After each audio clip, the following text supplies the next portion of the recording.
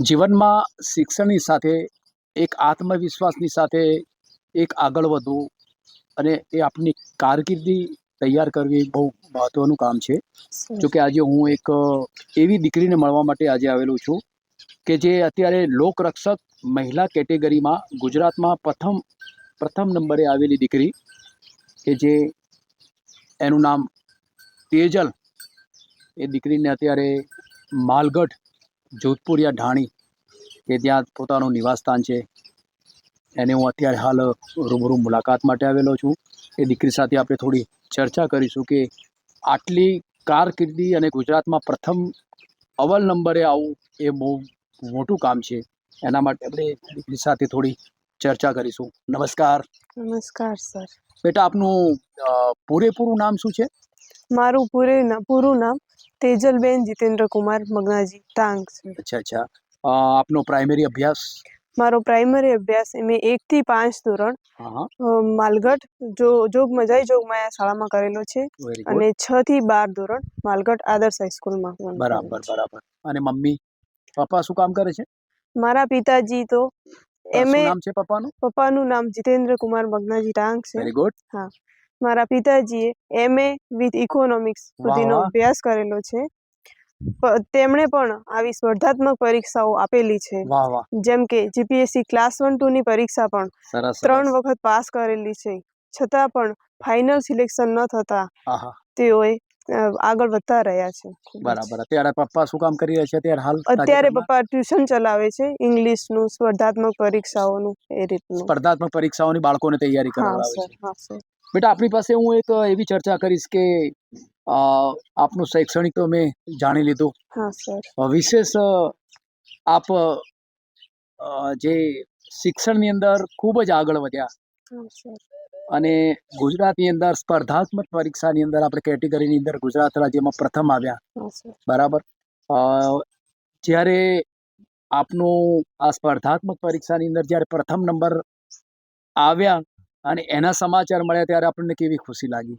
હા સર, એ તો આપણને કહેવાય ને કે કોઈ પણ એક્ઝામ પાસ થાય એટલે બધાને ખુશી તો થતી જ હોય છે. અચ્છા. પરંતુ મને તો ગુજરાતમાં મહિલા ઉમેદવારોમાં પ્રથમ ક્રમ આવ્યો એટલે મને બહુ જ ખુશી થઈ હતી અને ત્યારે મને લાગ્યું કે મેં જે પણ મહેનત કરી છે તેનું ફળ મને આજે મળ્યું છે. અચ્છા. એનું ફળ આપણને મહેનત કર્યા એનું ફળ આપણને મળ્યું છે, એનો વિશેષ આનંદ છે. હા સર. અચ્છા. જ્યારે તમારું સિલેક્શન થયું, જ્યારે તમને એનો ઓર્ડર મળ્યો, એના સમાચાર મળ્યા, એ આપણે એની ખુશી તો વ્યક્ત કરી.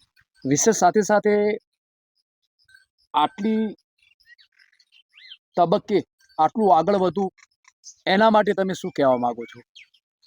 સર, એટલું જ કહીએ કે આપણે ભણવાની સાથે સાથે સખત મહેનત કરીએ તો આપણને સફળતા તો મળે જ છે, સાથે સાથે પ્રસિદ્ધિ પણ મળે છે.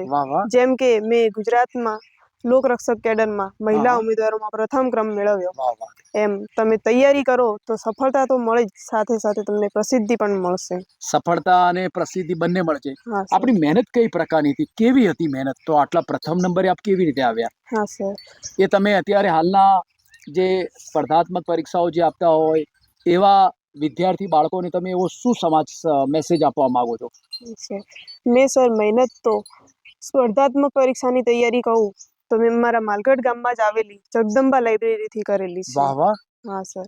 મેં શારીરિક કસોટીની તૈયારી પણ અમારા માલગઢમાં જ પ્રગતિ મેદાન ખાતે કરેલી છે ત્યાં. અને હું આગળ તૈયારી કરતા બાળકોને એટલો જ સંદેશ આપીશ કે તમે બધી તૈયારી કરતા હોઈએ પણ લોકરક્ષકની તૈયારી કરતા હો તો હું તમને એટલું કહીશ કે તમારે મહેનતની સાથે સાથે સખત પરિશ્રમ પણ કરવો જરૂરી છે. તમારી દિવસની કેટલી મહેનત હતી?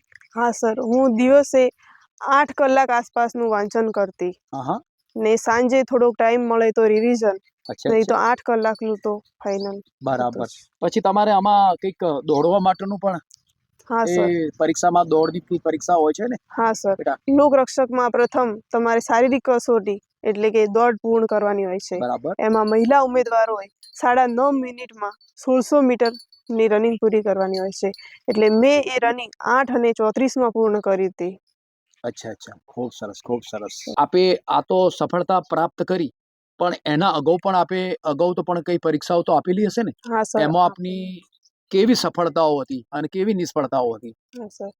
મેં સર પ્રથમ સફળતા તો ફોરેસ્ટની એક્ઝામમાં પાસ કરી અચ્છા હતી. ફોરેસ્ટની હા એક્ઝામ આપ પહેલા એમાં આપેલી? હા સર, એમાં મારે માર્ક્સ પણ બહુ સારા હતા, વેરી ગુડ. પણ હું લોંગ જમ્પના કારણે રહી ગઈ. નહીં તો આજે જુનાગઢ ખાતે જોબ કરતી હોત. Very good. બીજી મારી સફળતા એ હતી કે હું સીસી ગ્રુપ બી એટલે કે જુનિયર ક્લાર્કની એક્ઝામ, એમાં મારે જેટલા માર્ક્સ હતા એટલા જ માર્ક્સે મેરિટ અટકેલું હતું, પરંતુ હું 2 સીટથી રહી ગઈ હતી. વાહ, અચ્છા એ બી તને એક અનુભવ થયો? હા સર. ત્યાર પછી આપે આની તૈયારી કરી? હા સર, ત્યાર પછી મેં મારી તૈયારી સતત ચાલુ રાખી, તો આજે મને આ સફળતા મળી, તે બદલ હું મારા માતા પિતા બધાનો આભાર માનીશ. બરાબર.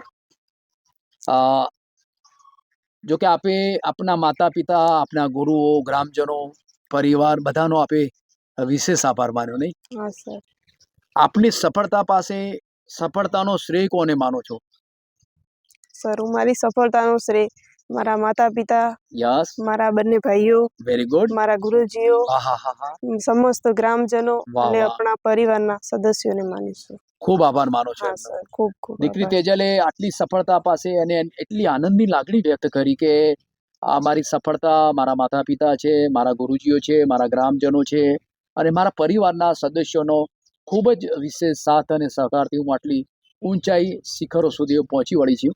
તો જે આ લોકરક્ષકની જે પરીક્ષા આપી છે એમાં એવું હોય છે કે રનિંગ પણ આવતું હોય છે, દોડવાનું પણ આવતું હોય છે. હા સર. તો દિવસ દરમિયાન કેટલું દોડવું પડતું હોય છે? અમે સર દિવસ દરમિયાન 1600 મીટર તો સ્લો રનિંગ કરતા જ 1600 ડેઈલીનું. મીટર હા ડેઈલી? સર, હા. ને દર સોમવારે ટાઈમિંગ લેતા, એટલે કે સ્પીડમાં અમારે 9.5 મિનિટમાં પૂરું કરવાનું હોય. બરાબર. એ રીતનું. એ રીતની આપણે નિયમિત આ રીતની તમે 1600 મીટરની દોડ નિયમિત કરતા? હા સર. બરાબર. એવો પણ તમે અત્યારે હાલ વર્તમાન વિદ્યાર્થીઓને શું સંદેશો પાઠવશો તમે? વર્તમાન વિદ્યાર્થીઓનો એટલો સંદેશો કે તમારે શારીરિક કસોટી પાસ કરવી હોય તો તમે ડેઈલી, ભલે તમારે શરૂઆતમાં થોડું થાય તો થોડું પણ સ્લો રનિંગ કરવું જોઈએ. અચ્છા, સ્લો રનિંગ તો કરવું જોઈએ. હા, ધીમે ધીમે તમારે શરૂઆતી થઈ જશે. બરાબર. અરે ગુજરાતમાં પ્રથમ એક મહિલા તરીકેની કેટેગરીમાં તારો પ્રથમ નંબર આપ્યો અને જ્યારે તને સમાચાર મળે કે ભાઈ તારું સન્માન છે અને જ્યારે તમે સન્માન લેવા માટે ગયા, એ સન્માનની ખુશીઓ કેવી હતી? હા સર, એ સન્માનની ખુશી તો આપણે કહીએ ને કે આપણે વર્ણવી જ ના શકીએ. કે એક મુખ્યમંત્રી સાહેબના હસ્તે સન્માન લેવાનું હોય. કોણ હતા ત્યારે મુખ્યમંત્રી? મુખ્યમંત્રી સાહેબ ભૂપેન્દ્રભાઈ પટેલ. બરાબર. અચ્છા, ભૂપેન્દ્રભાઈ પટેલ. એમના હસ્તે આપણને સન્માન પત્ર મળ્યું. હા સર. ગુજરાતના મુખ્યમંત્રી ભૂપેન્દ્રભાઈ પટેલ સાથે આપણને એક સન્માનિત કરવામાં આવ્યા અને જ્યારે એ સમય ત્યારે સન્માન મળ્યું ત્યારે તમને કેવું લાગ્યું હતું? હા સર, તે સમયે ખૂબ જ ખુશી થઈ હતી કે આજે આપણે જે પણ આજ સુધી મહેનત કરી છે એની આપણને પ્રસિદ્ધિ છે, એ બદલ આપણને મુખ્યમંત્રી સાહેબના હસ્તે પસંદગી પત્ર મળે છે. બરાબર. નહીં તો બધા સન્માન, જ્યારે તમને આ સન્માન મળ્યું છે એનો શ્રેય કોના પર તમે કોને આપવા માંગો છો? હા સર, એનો શ્રેય હું મારા માતા પિતાને આપીશ, કેમ કે એમણે મારા માટે ઘણું બધું કરેલું છે. અચ્છા, આપના માતા પિતા સાથે સાથે મારા ભાઈ, 2 ભાઈઓ, બંને ભાઈઓ સાથે સાથે આપના ગુરુજીઓ? હા સર, સ્કૂલ સાથે એમનો બધાનો સી ફાળા સાથે આપે આટલી બધી કેટેગરી એટલે આટલી ઊંચાઈ તમે પહોંચી શક્યા છો. સર. હા, બહુ સરસ મજાની વાત કરી દીકરી તેજલે. વાત કરી કે જ્યારે મારું સન્માન થયું ત્યારે મને ખૂબ જ હર્ષની લાગણી હતી. વિશેષ કે વર્તમાન ગુજરાતના મુખ્યમંત્રી સાથે જ્યારે મને સન્માનિત કરવામાં આવી ત્યારે મને ખૂબ જ હર્ષ અને આનંદ આવ્યો હતો. વિશેષ એને એવી વાત કરી કે વર્તમાન અત્યારે જે સ્પર્ધાત્મક પરીક્ષાઓ જે વિદ્યાર્થીઓ કરી રહ્યા છે એમને નિયમિત એમની દોડ માટે પણ ધ્યાન રાખવું પડે. વિશેષ એનું વાંચન પણ સતત વાંચન પણ એમને નિયમિત જ્યાં લાઇબ્રેરી હોય ત્યાં પણ એમને રાખવું જોઈએ. તમારું જે સન્માન થયું છે એ સન્માનના ભાગરૂપે અહીંના ગ્રામજનોની તો આપણો કેવો રિવ્યુ આવ્યો હતો? ગ્રામજનો પરિવાર તરફથી કેવો રિવ્યુ આવ્યો હતો? હા સર, સન્માન થાય તો એટલું તો આપણું મહત્વ વધે જ છે. બરાબર. ગ્રામજનો જ્યારે તમારું સન્માન થયું ત્યારે તમને ગ્રામજનોએ ખુશી વ્યક્ત કરી? હા સર. બરાબર. અચ્છા, એવી પણ તમે ખુશીની લાગણી વ્યક્ત કરી. તેજલે એ પણ વાત કરી કે ગ્રામજનો પણ મારું સન્માન થયું ત્યારે ગ્રામજનો પણ ખૂબ જ આનંદિત થયા અને એમની પણ હર્ષની લાગણી અનુભવી અને મને શુભેચ્છાઓ પાઠવી. સાથે વાત કરી કે જ્યારે તમને સન્માન થયું ત્યારે આપણને કેવું સન્માન આપવામાં આવેલું હતું? હા સર, મને એક પસંદગી પત્ર આપવામાં આવ્યું હતું. અચ્છા, આ ટાઈપનું આપણને પસંદગી પત્ર આપવામાં આવ્યું સર. હતું, સન્માન પત્ર પણ આપવામાં આવ્યું છે. ખૂબ ખૂબ અભિનંદન, વિશ ઓલ ધી બેસ્ટ લક. આપ ખૂબ પ્રગતિ કરો એવી તમને ખૂબ શુભેચ્છાઓ પાઠવું છું. થેન્ક યુ દીકરી સર. તેજલ, આજે હું તને એક ગુજરાત રાજ્ય પરીક્ષા બોર્ડની અંદર પ્રથમ નંબરે આવવા બદલ હું તને આજે એક દીકરી દેવો ભવ, દીકરીએ અણમોલ રતન ચિત્ર મોમેન્ટો આપી અને એક તારું સન્માન કરું છું. ચોક્કસથી મારું સન્માન સ્વીકારીશ અને વિશેષતાને એક શુભેચ્છાઓ પાઠવું છું કે આપ ઉત્તરોત્તર આપના કાર્યક્ષેત્રની અંદર વધુ ને વધુ પ્રગતિ કરો એવી હું તમને હૃદયપૂર્વકની શુભેચ્છાઓ પાઠવું છું. આપ ખૂબ જ પ્રગતિ કરો, ઊંચાઈ સર કરો એ મારી તમને હૃદયપૂર્વકની શુભેચ્છાઓ છે. જય શ્રી રામ. આભાર. જય શ્રી રામ.